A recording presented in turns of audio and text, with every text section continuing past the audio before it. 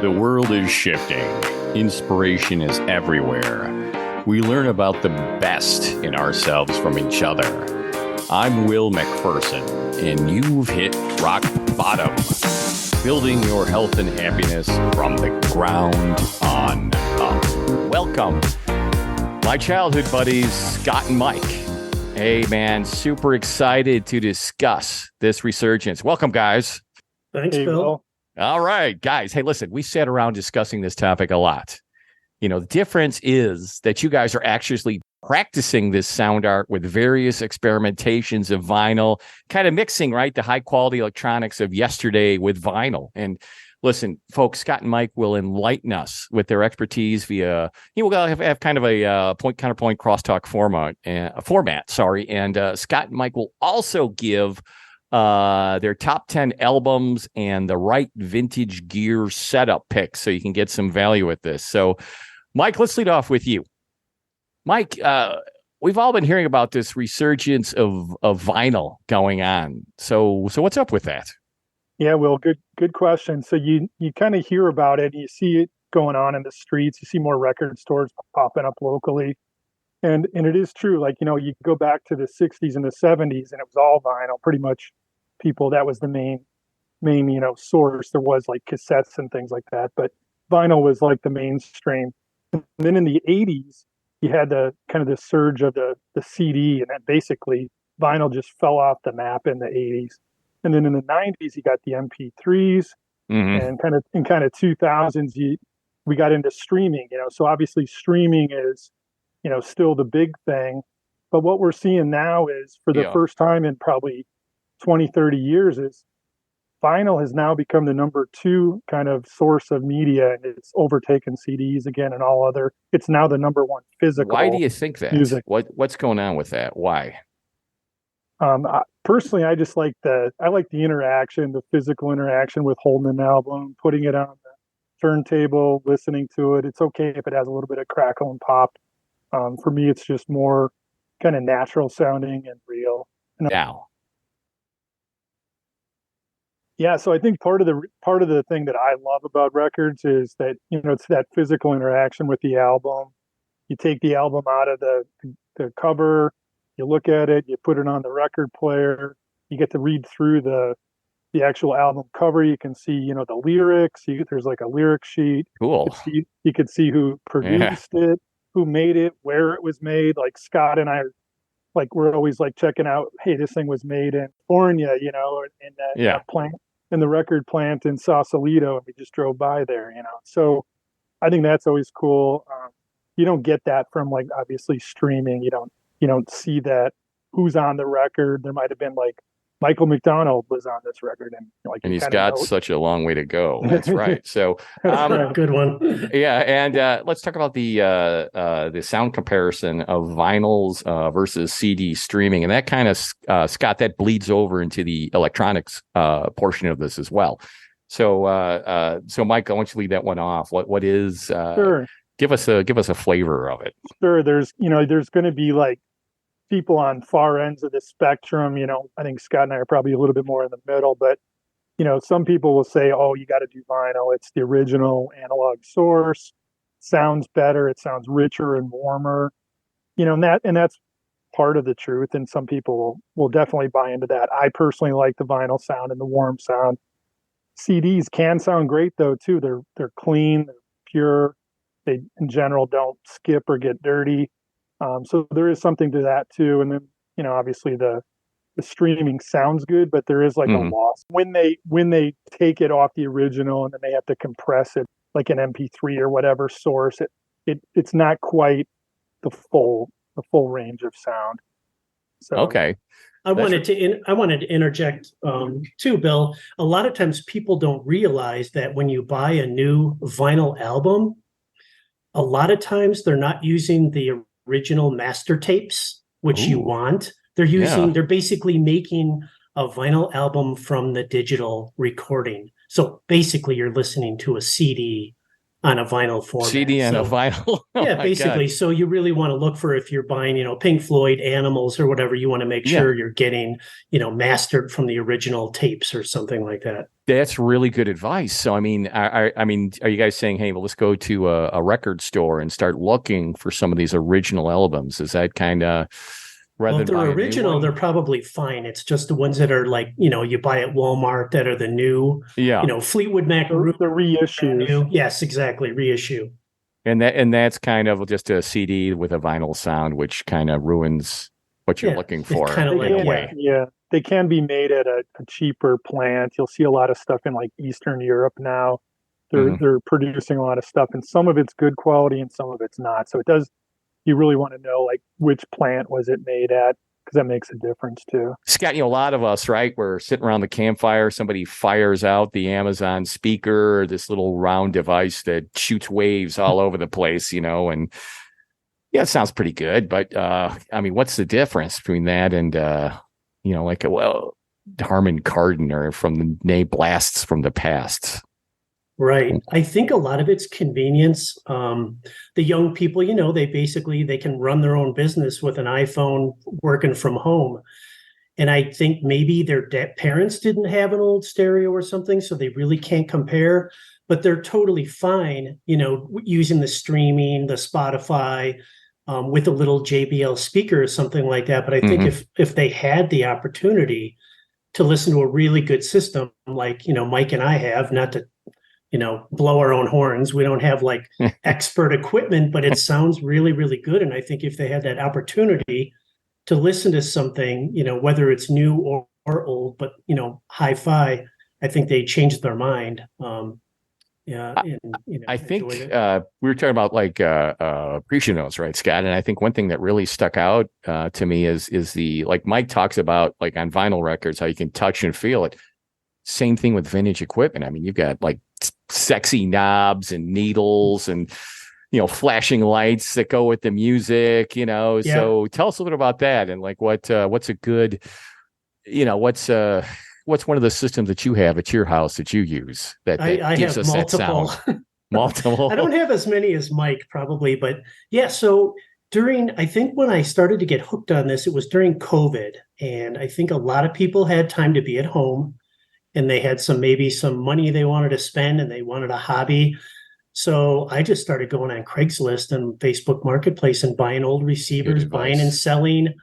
And so Yeah. I have a few left that I enjoy that I'll keep. But you're right, it's the whole tactile feeling. You're looking at meters, you're turning the lights off, you've got blue meters and red meters. What do And they do? What's a blue meter and a red meter? no, I'm just saying like different Just for the receivers effects, have right? colors. Yeah, Yes. Okay, exactly. sorry. Yeah. Whereas the new stuff, if you look at a lot of the new stuff, it's basically just an amplifier with maybe one light and everything's a remote control.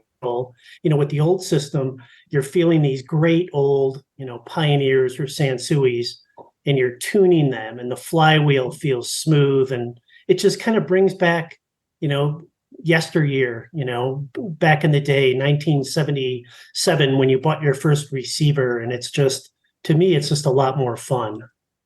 And those speakers can still crank. It's just is there what is that like? It's like you're drinking wine, right? You're looking for the notes, no pun intended. Between the speakers of yesteryear, like on each sides of your walls, right, in your bedroom, versus the onesie speaker that can toss it Right. around the room. What's the subtle difference on that people can enjoy? Yeah, it's the whole sound is enveloping. If you set the speakers up right, you kind of have to fool around with it.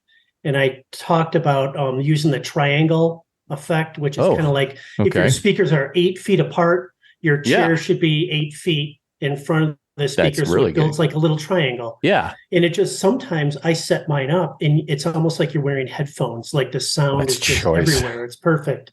So that's the advantage. Hey, of folks, it, you learn because it's a something little new. Speaker. The Scott triangle effect. Triangle Yeah. method. Yeah. Yeah. I Scott, think you should coin that. I had a question for Scott. Do you find that if you're sitting like in that triangle, is it like ideal that kind of the mids are kind of ear level or the speakers are kind of ear level? That's what they say. Like I think tweeters are higher frequency, so they're more directional, so they don't fade out as fast. But bass, the frequencies go down really fast. Makes so sense. A lot of people flip the speakers around if they're high, and they'll put the bass driver up top. Yeah. Only here can you hear that advice, folks. That's fantastic. Hey, Mike, that's a good segue into your realm, right? Talking about the experience, the listening experience and the record experience. So Scott just expounded on, the triangle effect, where to stick the speakers and where to sit. But what about the experience? What about popping that vinyl record on and what's going on? Yeah. So it depends on kind of the music, like jazz, I kind of like to put the lights down, have a nice cocktail. You get in the mood. You kind of sit in your nice, comfortable chair, bag, maybe beanbag. I want to get an Ames chair someday, but that's down the road. But you just kind of you relax. You listen to the music. You're kind of absorbed by the music, and then you could either read a magazine, read a book about music. I mean, unfortunately, half the time I'm doing that. But with the records, the only tricky part is every 20 minutes, 15 minutes, you got to flip the album. So it is a little bit more interactive, time consuming. Yeah, what you guys are talking about is I can see like a lot of people of all ages would want to do this. Just put together like a sound experience, that would be, transcendent, generationally transcendent. So that really sounds good. So Mike, I know you guys can give your picks. What we're talking about, Mike, what's your I know you got 10. For right now, though, you get to see them all. But give me your top 3 right now. You're sitting back. Somebody's listening to this goes, guys, this sounds great. I've never done this before. I used to have a cool stereo when I was a kid, or I'm young now and I want to hear this sound. How do I? What's a good album to start off with, man? For pure sound, I mean, I'm going to be kind of stereotypical, but Pink Floyd, Dark Side of the Moon. For those of you who aren't looking at the video, Mike's holding up this beautiful album with a light going through a prism, and reflected in the different colors. So beautiful album. Can't go wrong. It's an iconic album. It's number 4 album sold in the history of it's got to be some awesome stereo sounds on that. Though. Yeah, pretty mind-blowing sounds. It's like when you hear time and the bells or the clocks going off, it's one of those things that's good to turn it up a little bit. For headphones only. Yeah, or I'd say Pink Floyd is definitely a headphones. Headphones. Album. Okay, so you're going to put on the big old headphones. So you got you get the night to yourself, pop them in. And it's really great. Well, I got a question for you. Could I use like normal or modern headsets? Can I put it in the jacks? Are they compatible? Scott, this is for you. Right? You have to get an adapter. You could. I would have to get an adapter. Because a lot of I forgot what the millimeter reading is, but you'd have to get like the bigger adapter. They're not fatter adapter that pops in. Okay, and they're not terribly expensive, I'm guessing, right? No, no. It's not going to bankrupt your budget to set this up. All right, that's number 1. So what do we got number 2?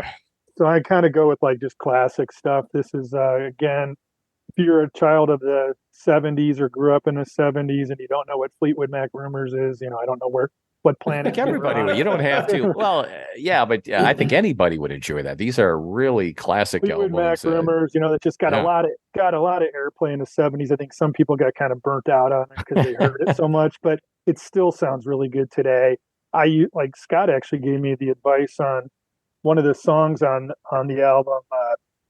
Never Going Back Again. It's like an amazing song just to like audition your stereos and to listen to your speakers. It's the oldest trick in the book if you're selling stuff. It sounds exceptionally good, and it's like I always get people blown away with like how good a stereo sounds when you put that song on. So I think that's that ballad rock too? It kind of tells a story of what was happening with the band. Kind of, is that true? Yeah. So they were going through major relationship, breakups and makeups, and they were kind of all dating each other. And if you watch the Amazon Prime show called was it Daisy and the Six? Daisy Jones and the Six. Okay. They can thank Fleetwood Mac because it's basically loosely based on them. And even Stevie Nicks just recently said she's watched it twice now, and she's like, it's like watching a ghost. It's like she said she can't believe how much it really was like their lives. A lot of drugs and bad relationships, but it created Makes good music, man. Good sounds. Yeah, I hear. Scott, what about give us a now, like you said, you can go with this a lot of ways, but if I'm listening to you and I just want to get started with something, right? I want to put together a stereo speakers, basic setup. I mean, what am I going to do? Turntable. Yeah, so there's so many great companies now. Mike and I like a company called Crutchfield. They're based in North Carolina, I believe. Okay. Because you can return everything within 60 days. So you can buy a set of speakers, and if you don't like them, you bring them back and they pay shipping. It's amazing. So there's several big companies where you can pretty much put together an excellent system for like $1,200. And like for amplifiers, the company NAD, Denon, Yamaha, those are all great. You can find, integrated amplifiers for under $400. By the way, folks, this will be in the show notes too, so you don't have to take notes right now. But right. What if I don't $1,200 for a starter set? Can't we go anything a little bit less than that? Oh yeah, sure. Just to start out like maybe 600 sounds good. No, you definitely. And if you go to like Amazon on Prime Days or something, you can get some really good Polk audio speakers for literally $90. Sony makes a really good pair of bookshelf speakers that could be $90. You get a CD player for $200. Oh, you could easily do something. What about getting or if you want to go back though and actually hear that sound though, what about where would one look for actual vintage speakers and a turntable? Where would one look for that? What's a good site? Yeah, Craigslist and Facebook Marketplace. Facebook Marketplace. Sometimes you have to deal with a little bit eccentric people that may or may not show up or cancel appointments, but a lot of people like Mike and I, we just like to try different things. So we buy them and then it sits in a box and these people sell it, or maybe their parents passed away, estate sales, but you can get excellent equipment for, a third of what you would pay new. And it's usually all great stuff. Most people will let you audition it. If they're selling it, they'll have it set up in their garage. When I sell something, there you go. I have everything set up in the garage. They can come in. You can tell if people are trustworthy or not. Your senses are spidey senses are pretty good, and that sounds like a great deal. I mean, I didn't know that. So if I wanted to do this, I would just go to Craigslist or Facebook Market and have it set up so I could hear it, and that sounds great. I mean, yeah, you can get some wonderful deals rather than buying brand new, because especially the new stuff depreciates immediately. So and on Facebook Marketplace, you can put in the filter like, hey, I'm looking for clip speakers or a Marantz stereo or receiver, and it'll find it in your area. So, and what Scott and I find is, well, first of all, you get obsessed like looking every day for that steel deal, because there's going to be probably 80-90% of this stuff they're selling at prices close to eBay prices, which are expensive. But you'll see some people that don't know how to price right, and they'll sell like a $1,000 receiver for $150 because they don't know. And those things some people that just want to get rid of their parents' stereo equipment, right? Kind of just move what they consider junk out of the house. Yeah. But you could pick it up. I imagine you could probably find some places like that too. Sure. I've actually felt bad for people before because they have something so underpriced. Yeah. And I'll send them a message saying, your $300 speakers, did you realize that you can get $1,500 for these? And you'll immediately get a message back, thanks so much. I had no idea. So it's like, I like to help people like that. It's rather than them getting ripped off by someone that's just going to flip it. They're going to buy those clip speakers for $300 and they're going to flip it for $1,500. I'd rather have the actual owner get $1,500 for it. That sounds really good. Mike, I know a lot of people would be interested, at least first step is probably going to the record store, as Elvis say, the record store. But going there and just feeling around, right? I know there's we can't make it local, where we live. So, how does one find a good vinyl shop in their area? I'm just like everybody else, kind of Google it or what to look for. What's the good signs for a good shop?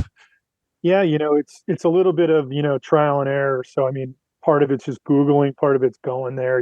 You're gonna know right away whether it's good or not. A lot of the newer stores, they do tend to be a little bit more pricey. They'll make it's almost like if I walk in and it looks too fancy and nice, probably not for me, because it's like those guys are appealing to the people who want to buy new stuff and they're going to pay $50 for an album.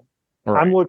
I'm looking for nice used stuff, with a guy with an eclectic collection of, punk and jazz and a little bit of everything, new wave and 70s and 80s and anything and everything. So yeah, I've gotten lucky where I just kind of go around a lot of places, and then the places I like, I buy a lot of stuff, so they get to know me, and then they usually give me a deal. And if you buy so much money, they'll throw in a free album, or they'll give you like 10% off or something. And When's record store day, Mike?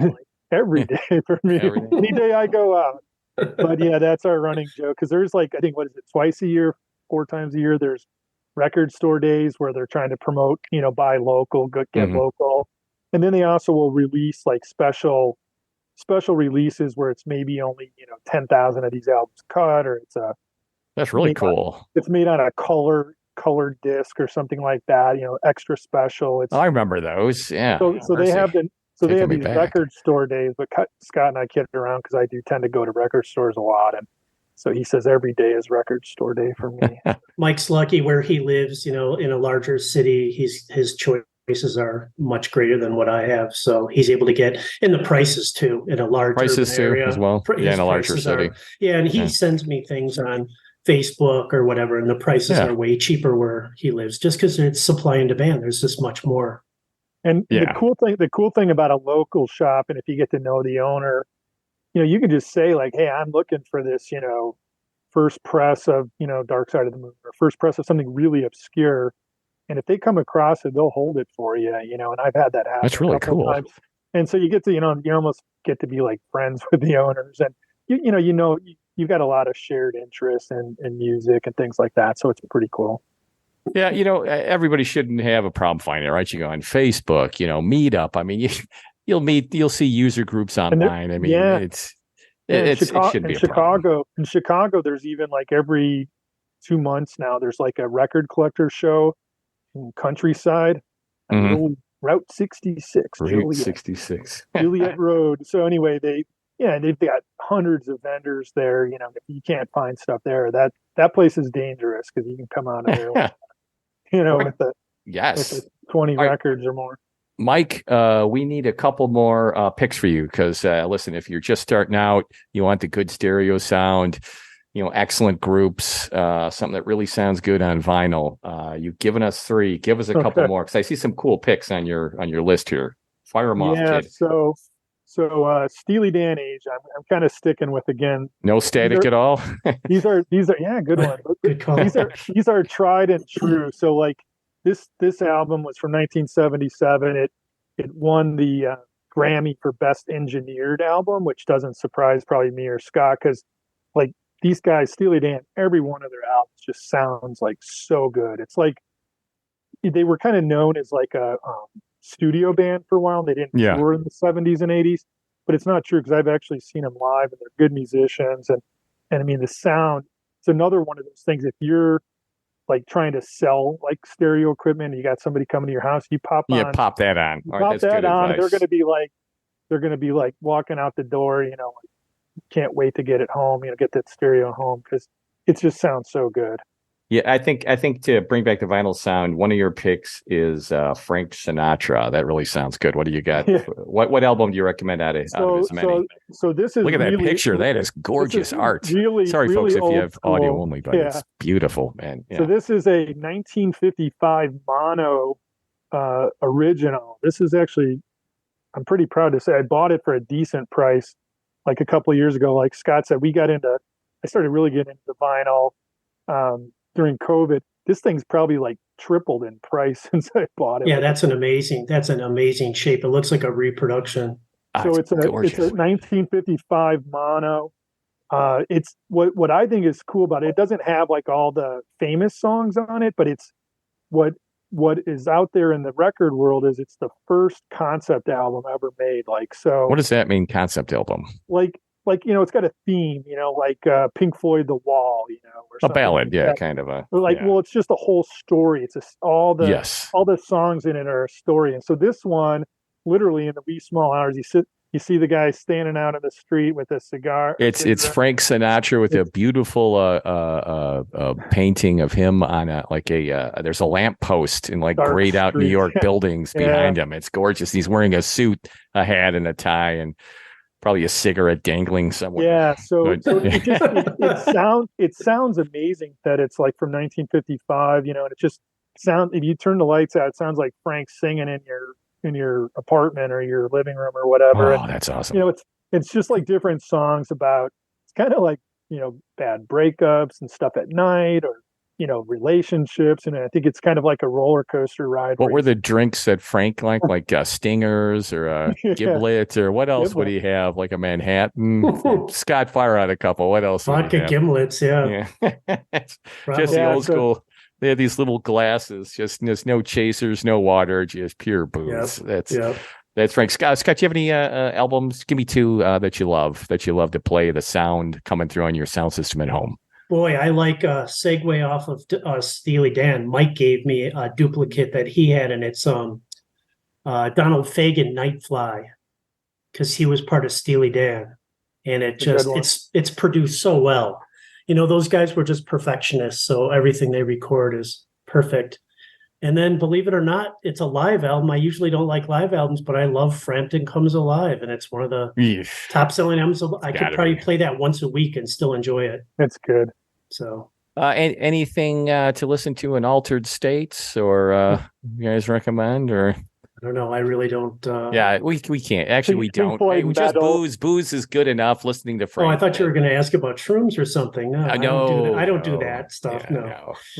I think it all just sounds good if you have, a couple of glasses of wine and, Sure. Put on a great album and turn the lights off. Doesn't matter what you're playing. It sounds great. Scott, what old, we're gonna wrap this up soon, guys. So Scott, what older system you recommend? Because just in my mind, I just remember from the 70s and 80s when I was growing up, right? Harman Kardon, Pioneer, Fisher, among others. I mean, if you find an old one online, any faves of yours? I'd say Marantz, Sansui, Pioneer. Those are probably the big three. Yamaha made some great stuff. Yamaha, that's right. Yeah. Okay, that sound to be really good. And you could probably find a deal on those somewhere, if you look. The prices are going down. During COVID, I bought stuff at a premium, and now the stuff is not very expensive. So you're breaking the rule. You bought high and you got to sell exactly. low. Like I kept a lot of it, and I'll wait. It goes up and down like the stock market. Sit on it, huh? Yeah. Scott got a Techniques one time for like $10 at like a secondhand store, right? Yeah, I've never heard of Techniques. It sounded wonderful. Yeah, it sounded wonderful. A lot of people dog them because they were made by Panasonic, but I thought it sounded one of the best I've ever. It was only 20 watts per channel. It sounded wonderful. But I think I flipped it for 150. I bought it for like 10 and flipped it. So a good flip. Yeah, it was a good pay flip. for a couple dinners here and there. Yeah, that's nice. Exactly. A couple bottles to go with Frank. That sounds good. Yeah. All right, guys. So we're wrapping up here. So Mike, again, so everybody can. You're down. You're down in your man cave. I see that you got a setup. You've got some beautiful old stereos there. You probably got some new ones as well. What's the difference? What can one expect? I mean, you gave us a description, but do it again one more time. Tell people what's the difference between the grooves and digital. For vinyl, or for just the playing on the stereos? Yes, everything vinyl and on the old stereos with a good needle, though, right? A good turntable, a good needle. They're the nice, cool, like the beautiful wooden speakers I see behind you.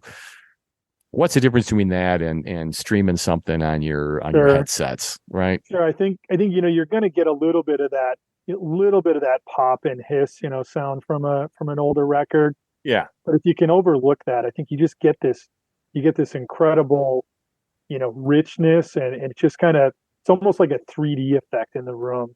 And I find that just very, soothing and calming and There's everything more like that. texture. It's coming Yeah. out towards you. You Versus can almost the- touch it a little bit more. Versus Yeah. the CD just being a little sterile. It sounds good. Some people will Sterile's a call good word for it. Some Yeah. people will call it bright, because it's too clean or whatever. But look, everybody's got their own preference of what they like. I would probably gravitate slightly towards vinyl. Yeah. Okay. And Scott, so tell us a little bit about how to set up. You told us, what equipment's out there, what you can look for, a couple brands, right? And we coined a word. So how do you position the speakers and where should you sit for good the sound? triangle method. That's just a general rule, but you have to Yeah. experiment. So if your speakers are 10 feet apart in a large room, then put your chair 10 feet in front of the speakers. And if it's a smaller room, if it's 7 feet apart, then accordingly 7 feet. But there's a lot of variables in there, and you want to make sure you have some sort of room treatments in there. You want curtains, drapes. you want a little hanging, sound carpet. absorption. Yeah. Right. Because I have a room, unfortunately, it's all tile floor, and at times it can be a little fatiguing with the sound because it's just kind of harsh. So it's always best to have like a carpeted floor. Like Mike's basement is probably really good because he's got carpeting, and you want to kind of shoot for that. You want to keep the speakers off the wall a little bit too, don't you, Scott? Because if it's too close to the wall, I think the bass can be kind of depending on what they are. Yeah, if there's a port, like a bass port in the back, you want to keep those 1 or 2 feet away from the wall. Otherwise, it gets too boomy, they call it. But if the port's in the front, and a port is just like a little circle that creates additional bass, the air comes out, whatever. If it's a front ported speaker, you can put it against the wall. It doesn't matter. But like Mike's clips that you see there, those are one of the best-selling iconic speakers in the world. And they're totally enclosed. So they call them acoustic suspension. So his doesn't have any holes at all in it. So he could place his anywhere he wants, close to the wall. Suspension sounds like a lot of work, but if you can do it, I guess. Yeah. God bless you. God bless you. All right, guys, listen, you've heard a lot of information from Scott and Mike. I've learned a ton. It will be in the show notes and on my website, which is william-mcpherson.com. And gang, you've been listening to Rock Bottom, building your health and happiness from the ground up. So thanks for listening. Bye-bye, everybody. See you, Mike. Thanks, Mike Scott. Hey, thanks for listening. And check out my website at william-mcpherson.com. Building your health and happiness from the ground on up.